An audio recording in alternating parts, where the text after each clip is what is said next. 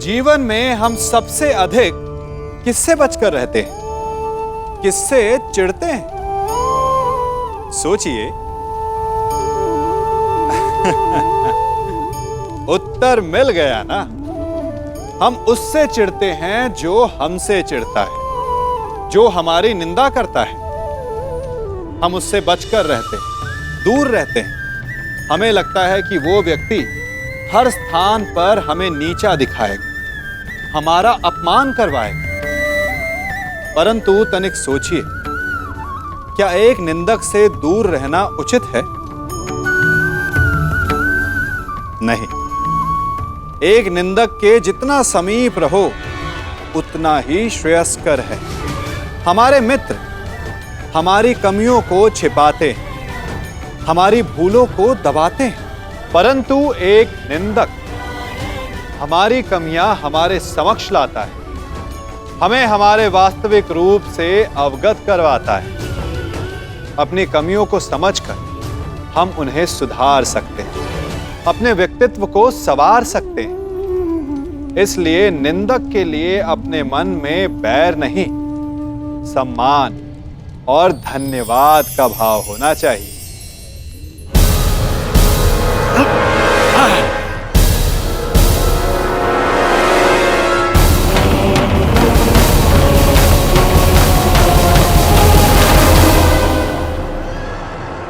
मैंने अपना वचन पूर्ण किया। तुम ये रेखा पार नहीं कर पाए, आज तुम किसी और को का वध नहीं कर पाओगे।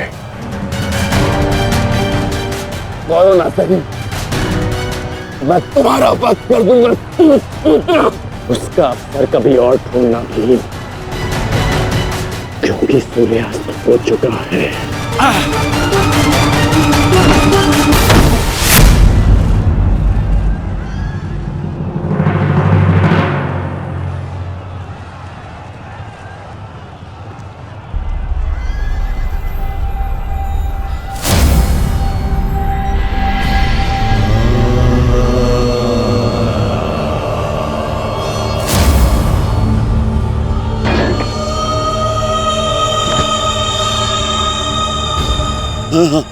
अनुज,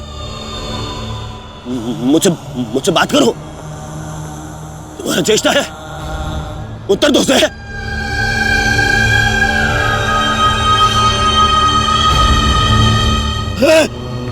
अनुज, अनुज उत्तर दो। ये क्या हो गया? तुम सबने कभी अपने देश की बात का उल्लंघन नहीं किया, तो आज ये उदंडता क्यों? उठो, उत्तर दो। उठो।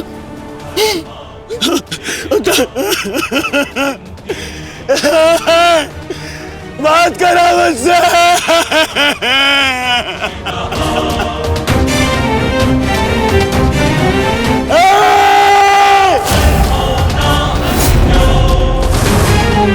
क्या किया भीम? ये क्या किया तुमने? केवल कहने को ज्येष्ठ भ्राता था मैं। पिता से अधिक इन्होंने मुझे सम्मान दिया है। ये चाहते थे कि अपने कंधे पर उठाकर मुझे सम्राट के सिंहासन तक लेके जाएंगे। बस तुमने मुझे विवश कर दिया। मैं इनकी अर्थी को कंधा दूं।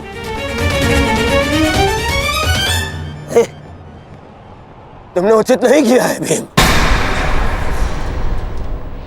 उचित नहीं किया। मैं छोड़ूंगा नहीं तुम्हें, उधर मैं नहीं छोड़ूंगा।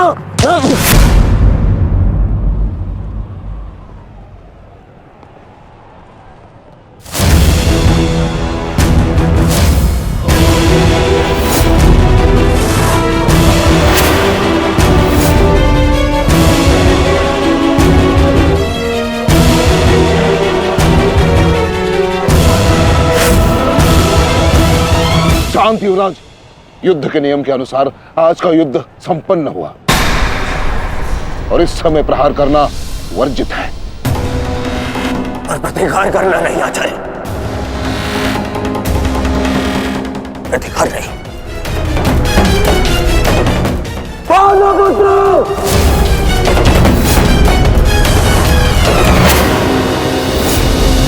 अपने इन 5 भाइयों के निर्मम हत्या का प्रतिशोध लूंगा मैं। किसी एक को भी जीवित नहीं छोड़ूंगा मैं, ये मेरा वचन है। मेरी प्रतिज्ञा मत भूलो दुर्योधन। तो नियति तुम्हारे 5 भाइयों की हुई है, वही नियति तुम्हारे शेष 95 भाइयों की भी होगी। दुर्योधन! नहीं छोड़ूंगा। राजा भीम रुक जाइए, ये सही समय नहीं है।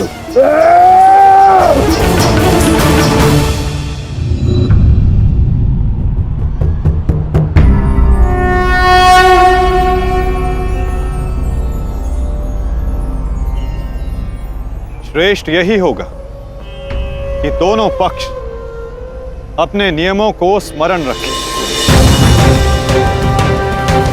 सूर्यास्त्र हो चुका है और उसके साथ ये युद्ध भी समाप्त हो चुका है।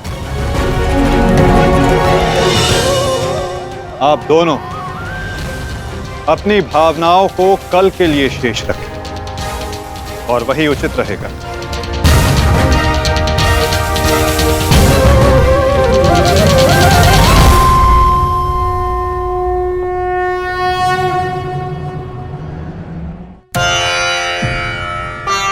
मैं आपको पुनः लौटा रही हूँ महादेव।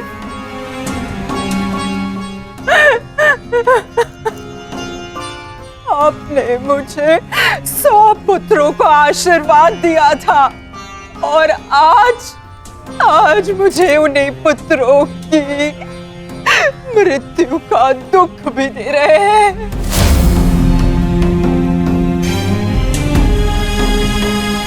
विलाप ना करो गांधारी। युद्ध में मृत्यु होना निश्चित है। कभी स्वयं के पक्ष के योद्धाओं की और कभी विरोधी पक्ष की। ईश्वर को दोष मत दो। ईश्वर का धन्यवाद करो कि तुम्हारे पुत्रों को वीर गति प्राप्त हुई है। आपके मन को समझाने के लिए ये तर्क पर्याप्त हो सकता है आर्य, परंतु मैं क्या करूं? मैं तो एक माता हूं ना। मेरे तप के बदले महादेव ने मुझे ये आशीर्वाद दिया था, तो फिर ये मेरे तप का फल मुझसे कैसे छीन सकते हैं? कैसे आर्य? पूछिए इनसे, इन्होंने ये अनर्थ क्यों होने दिया? जो पहले मुस्कान दी तो फिर बाद में आंखों में अश्रु भर दिए। ऐसे ईश्वर नहीं चाहिए मुझे, नहीं चाहिए। दासी, तुम इस शिवलिंग को इस कक्ष से, इस महल से बाहर कर दो। मुझे नहीं चाहिए कोई प्रभु, कोई मंदिर, किसी चीज की आवश्यकता नहीं है मुझे। तुम्हें जो उचित लगे तुम वो करोगा। मैं वो करूंगा जो मुझे आवश्यक लगता है। रथ सज्ज करो संजय, मैं इसी क्षण कुरुक्षेत्र जाऊंगा।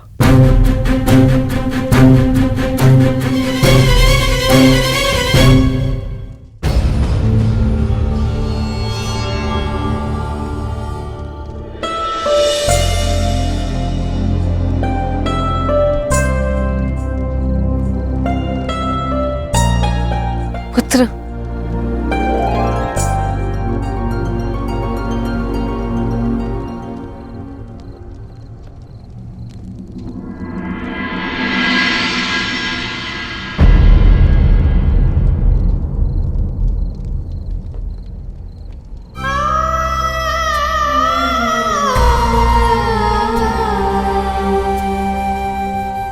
युद्ध में योद्धा को घाव लगना सामान्य बात है। आप चिंतित मत होइए। मैं जो भी कर रही हूँ अपना कर्तव्य समझकर नहीं, बल्कि पश्चाताप समझकर कर रही हूँ। एक पुत्र को खोने का कष्ट, उसकी पीड़ा एक माता ही समझ सकती है।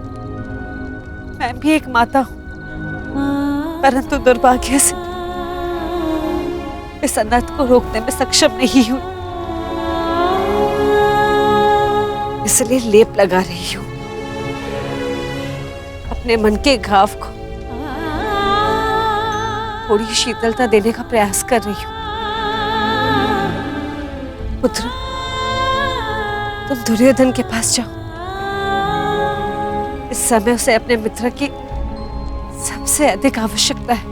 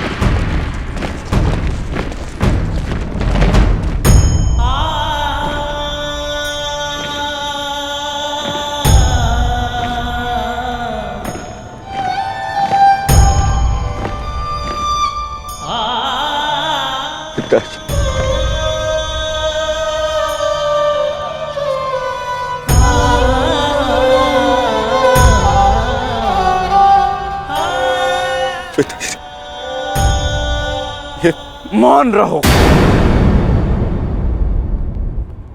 और इस अंतिम संस्कार की विधि को रोको।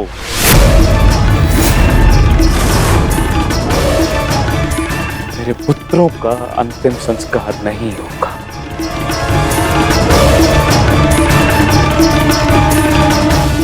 महाराज, ये कैसा अनर्थ करने जा रहे हैं आप?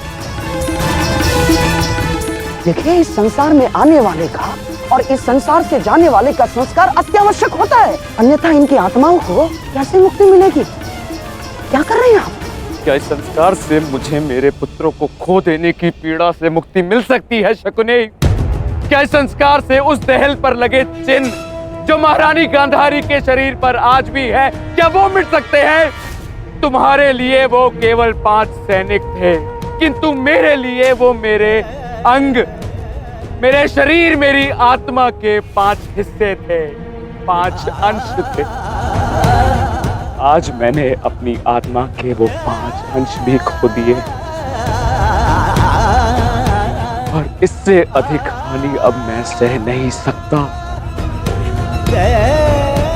मैं वर्तमान नहीं देख सकता, परंतु भविष्य देखने की क्षमता आ गई है मुझ में।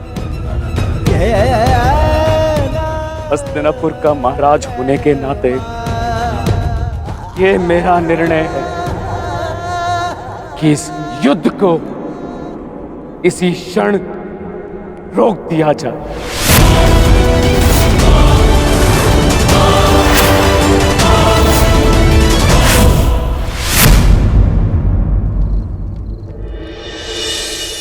पिताश्री,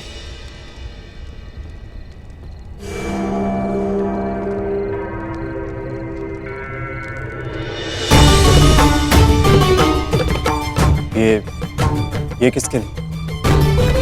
आपके लिए पिताश्री। आज आपको अंगराज कर्ण के 2 बाण लगे थे ना, उनके उपचार के लिए।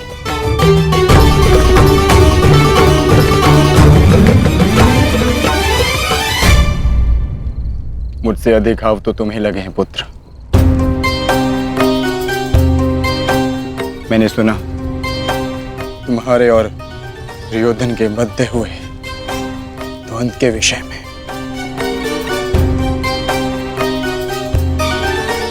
तुम्हें ऐसा नहीं करना चाहिए था अभिमन्यु। दुर्योधन एक दुर्जय योद्धा है, शक्ति में, अनुभव में तुमसे कहीं अधिक। तुम्हें सावधान रहना चाहिए। पिताश्री उचित कह रहे हैं आर्य।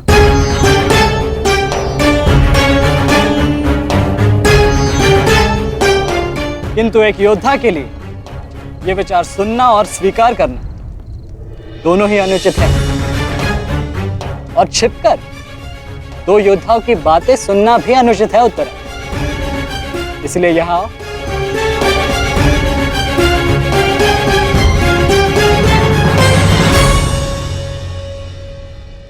आप ही बताइए पिताश्री, क्या एक पत्नी का अपने पति के लिए चिंता करना अनुचित है? आप कहते हैं तो ये मान जाते हैं, और मैं कहूं तो ये मुझ पे बरस पड़ते हैं।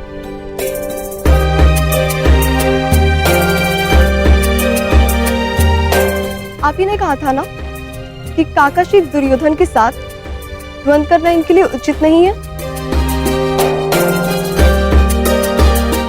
प्रभु का धन्यवाद, ये सकुशल युद्ध भूमि से वापस आ गए। अगर कोई अनहोनी हो जाती तो?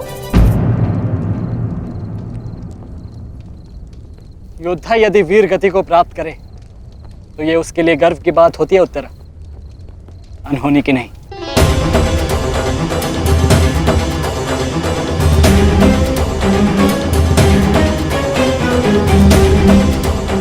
मुझे तुम्हारे साहस और कौशल पर गर्व है पुत्र,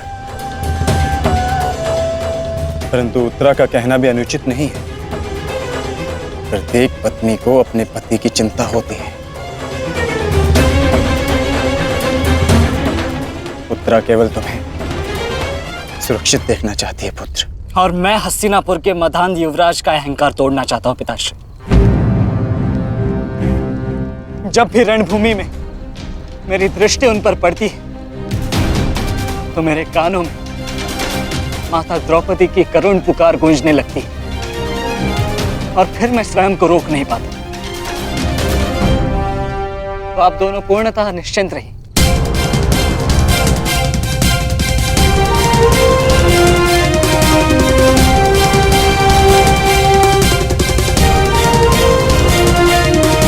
क्योंकि मेरी सुरक्षा के लिए माता यज्ञसेनी का आशीर्वाद है मेरे साथ।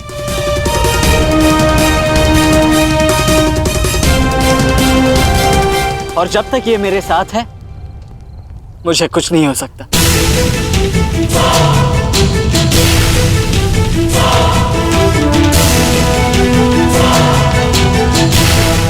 आपके तेज के अंश का प्रहार और माता के आशीष की ढाल जब तक मेरे साथ है, मैं काका श्री दुर्योधन क्या समस्त कौरव सेना का सामना अकेले करने में सक्षम हूं। मुझे उन पांडवों से अब विजय नहीं चाहिए। अब मुझे उनसे अपने इन भ्राताओं के मृत्यु का प्रतिशोध चाहिए। अब यदि आपने इस युद्ध में विराम लगाया तो आपके ये 5 पुत्रों वीर वृषसेन, पितामह और अनेक सैनिक उनके इस युद्ध में दिए प्राणों का, उनके प्रयास सब व्यर्थ चले जाएंगे पिताजी। ऐसा मत कीजिए पिताश्री। रक्त के बदले रक्त लूंगा मैं।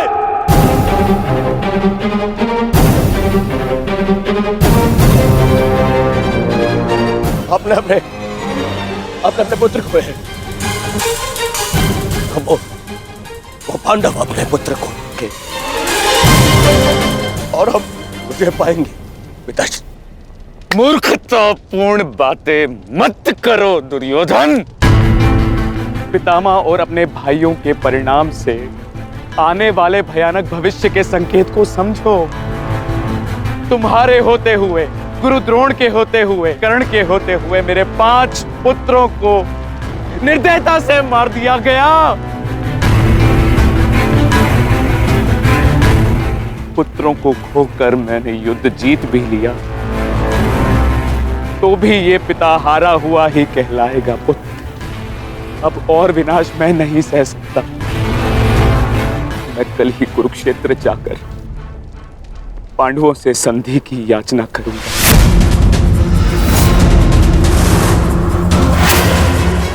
पांडवों से अपने पुत्रों के प्राणों की रक्षा की याचना करूंगा मैं, क्योंकि केवल यही एक मार्ग शेष है। मुझे इस युद्ध भूमि, इस युद्ध से दूर रखने का एक और उपाय है पिताश्री।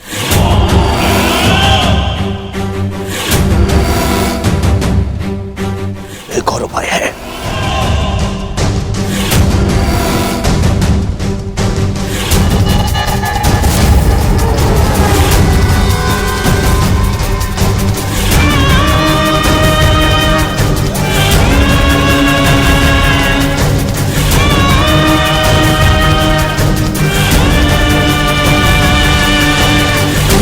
और उपाय ये है कि आप इसी क्षण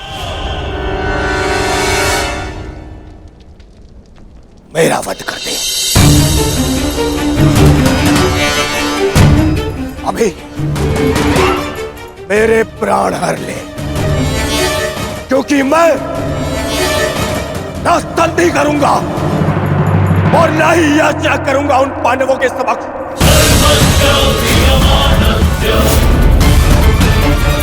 उठाइए इस तलवार को और वध कर दीजिए अपने इस एक पुत्र का। अपने इस एक पुत्र का वध करके बचा लीजिए अपने शेष 94 पुत्र, 94 पुत्र, 94 पुत्र। लीजिए और प्रहार करिए मुझ पर। लीजिए, उठाइए इसे और प्रहार करिए अपने इस पुत्र पर, कि वो अब पांडवों के समक्ष नहीं झुकेगा। मेरे मित्र से पूर्व आप मेरा वध करें। यदि आपको हम पर विश्वास नहीं तो हमें जीवित रहने का कोई अधिकार नहीं। आप मेरा वध करें या हमें एक और अवसर दें। अपने पुत्रों के बलिदान को व्यर्थ मत जाने दीजिए महाराज। युद्ध लड़े बिना पराजय स्वीकारने से तो अच्छा है कि आप अपने हाथों से हमें मृत्यु प्रदान करें। आपने अपने पुत्र के लिए जो स्वप्न देखे हैं,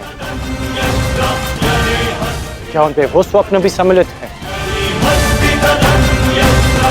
जिनमें वो अपने शत्रुओं के सामने क्षमा याचना करें?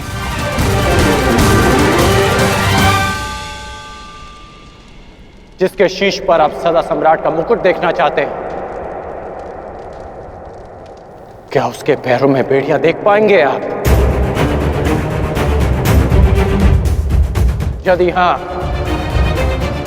तो आप मुझे मृत्यु प्रदान करें, और यदि ना, तो आप मुझे एक अवसर दीजिए। आप हमारे महाराज हैं, हम सब आपके आदेश के अधीन हैं, किंतु आपका ये आदेश हस्तिनापुर और समस्त कौरव वंश के आत्मसम्मान को सदा के लिए नष्ट कर देगा।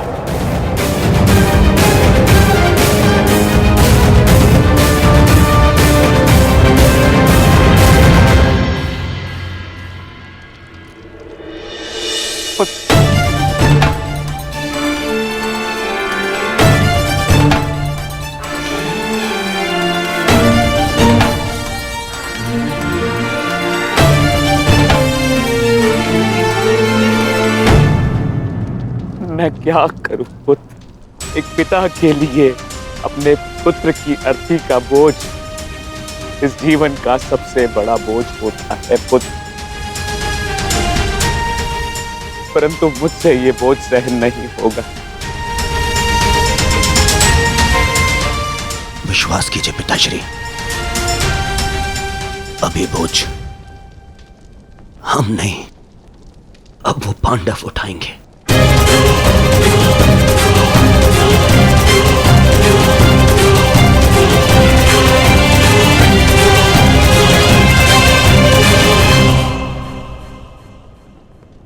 आइए पिताश्री,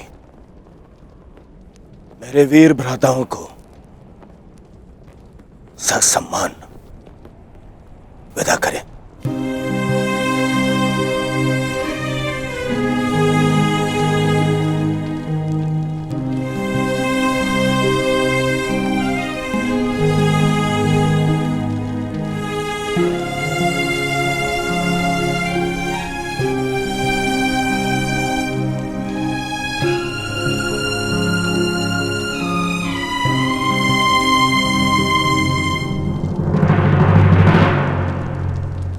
कौन? कल के लिए हमारी क्या रणनीति है? कल की रणनीति तो स्पष्ट है।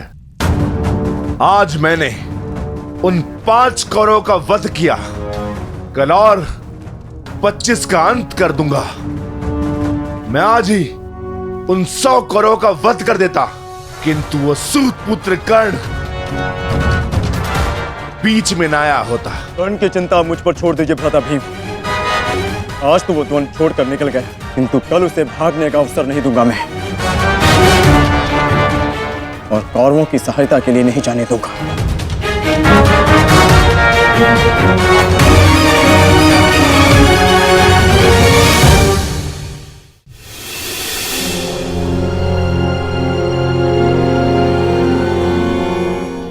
महाभारत का 12वां दिन है कल, और उन पांडवों का अंत करना है हमें। समस्या 5 भाइयों की नहीं दुर्योधन, केवल अर्जुन और भीम की है। उन्हें रोकने के लिए हमें एक योजना की आवश्यकता है। उस भीम को आप मुझ पे छोड़ दीजिए। अपने भाइयों के मृत्यु के मैं स्वयं प्रतिशोध लूंगा। अर्जुन को रोकेगा कर्ण। गुरु द्रोण अर्जुन के लिए पर्याप्त है मेरे होने वाले सम्राट। अर्जुन मेरा लक्ष्य है, उसे रोकने में मैं सक्षम हूं। तुम्हारे कौशल और सक्षमता पर मुझे कतई संदेह नहीं है अंगराज, परंतु पता नहीं क्यों तुम उसका उपयोग नहीं कर पा रहे हो। नहीं तो आज युद्ध के आरंभ में ही वास्तविक शक्ति का उपयोग करके तुम अर्जुन का अंत कर सकते थे कल, परंतु तुमने ऐसा नहीं किया। आपको तो कुशलता दिखानी थी, परंतु स्मरण रहे ये समय कुशलता दिखाने का नहीं है अंगराज। शीघ्र अतिशीघ्र युद्ध समाप्त करने का है।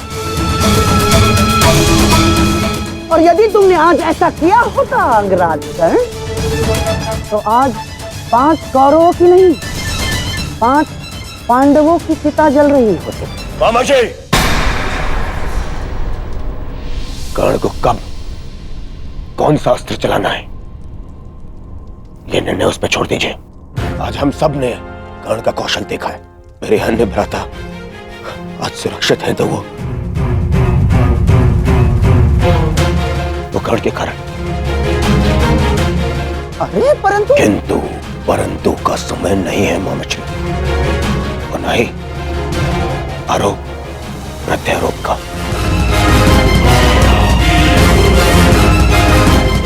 ये समय है साथ रहने का, उनका और उनके उन उदंड पुत्रों के अंत करने का समय है ये।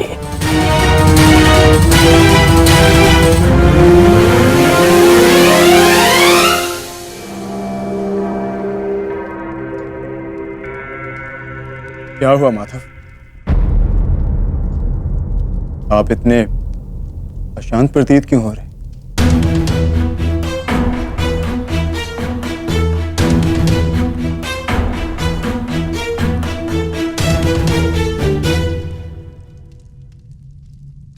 यह अशांति आज के युद्ध के परिणाम की है पार्थ। आज युद्ध में दुर्योधन ने अपने 5 अनुजों को खोया, और कल वो युद्ध में इसका प्रतिशोध लेने उतरेगा।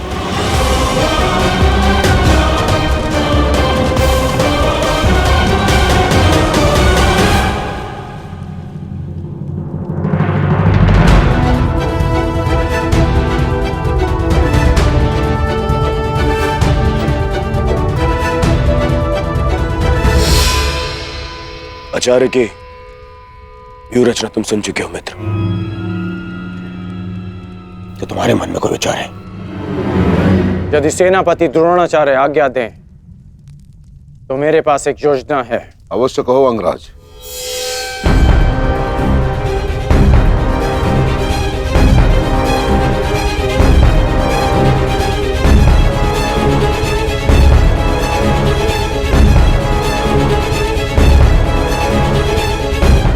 अद्भुत कर्ण, अब उन पांडवों का विनाश निश्चित है। अब उन पांडवों से मैं अपने भ्राताओं की मृत्यु का प्रतिशोध अवश्य लूंगा।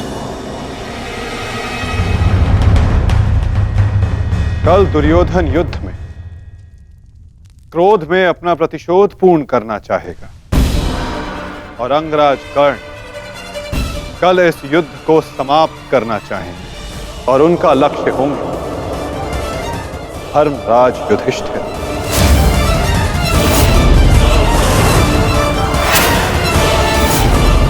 और हम सबका लक्ष्य होगा कौरवों की रणनीति को तोड़ देना।